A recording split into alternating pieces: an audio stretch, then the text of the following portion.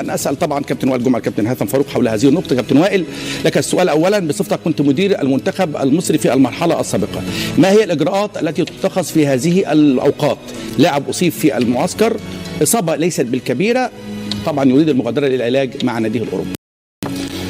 خلينا نتفق الأول يا أحمد إن اللي حصل إهانة كبيرة جدا لقميص المنتخب المصري المرصع ب7 نجوم. إهانة كبيرة لتاريخ منتخب مصر وتاريخ المنتخب المصري في أفريقيا، أكبر منتخب في أفريقيا. اللي حصل من أوله لآخره خطأ كبير جدا جدا، كل واحد شارك في الخطأ ده تسبب في الإهانة اللي أنا بقول لك عليها. اللي شارك في الخطأ ده مجموعة من الكومبارس اللي ما لهمش أي دور، مجموعة من الكومبارس ما لهمش أي دور غير إن هم ياخدوا الضرب بس في الافلام، زي ما بيحصل في الافلام بتاعتنا، البطل المشاهد الصعبه بيقولوا كومبارس، هو ده اللي حصل بالظبط. الناس بتفكر فيه صلاح، ناس كتير جدا، صلاح غلطان طبعا، ما حدش يختلف على غلط صلاح في النقطه دي ويتحمل جزء. الغلط هيبان غلط، وحجم الغلط اللي صلاح ارتكبه هيبان في حاله اعلان رسمي لاصابه صلاح، مده غيابه قد ايه وامتى هيشارك. الكلام ده يبقى هو طوق النجاه الوحيد لصلاح ولكل الناس اللي بنتكلم عليها دي. لو صلاح غاب فتره طويله يبقى انت صلاح انقذت كل الناس اللي حواليك دي، وانقذت نفسك من القيله والقال. انما الموقف اللي حصل، تعامل المسؤولين في اتحاد الكوره وتعامل الناس اللي مع صلاح ومع لعيبه المنتخب مع الموقف ده، ممكن يتسبب في خروج المنتخب المصري، وفي نفس الوقت ممكن يكون طريق ان شاء الله وصول المنتخب للمباراه النهائيه.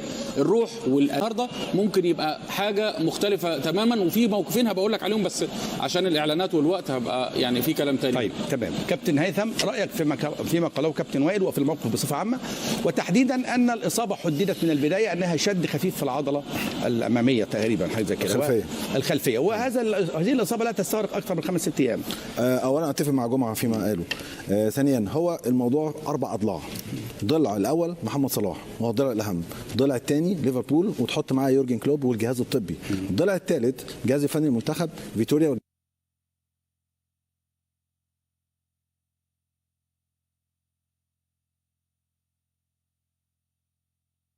منتخب مصر، وبدرجه ضعيفه جدا جدا اتحاد كره القدم المصري. تسلسل الاحداث، صلاح اصيب يوم 18 يناير في مباراه غانا، تستنى 24 ساعه الاصابه، وكلنا عارفين اصابات الفخذ 4 حاجات، يا اما حمل زايد اجهاد وده تقدر تلعب عليه تحط فخذ وحاجات كده، يا اما شد وده انواع، يا اما مزق وده اخطرهم، يا اما لا قدر الله قطع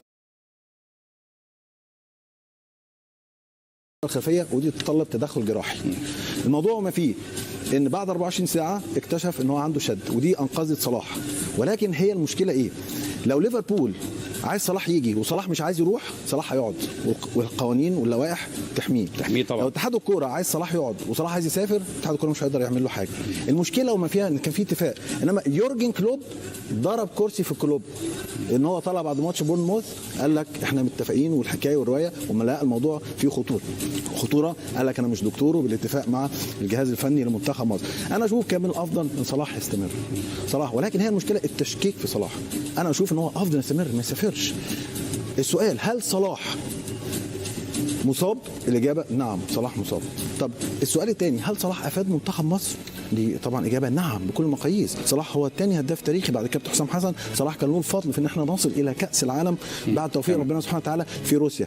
الناس تقول لك ما عملش حاجه منتخب مصر في افريقيا، احنا في 3 بطولات ما وصلناهاش، مش ذنب صلاح، وال3 بطولات لعبهم وصلنا مرتين للنهائي. خلاصه الكلام، لو هو مصاب يروح يتعالج. كاس افريقيا كل 2 سنين، وصلاح مره واحده في العمر. شكرا كابتن هيثم.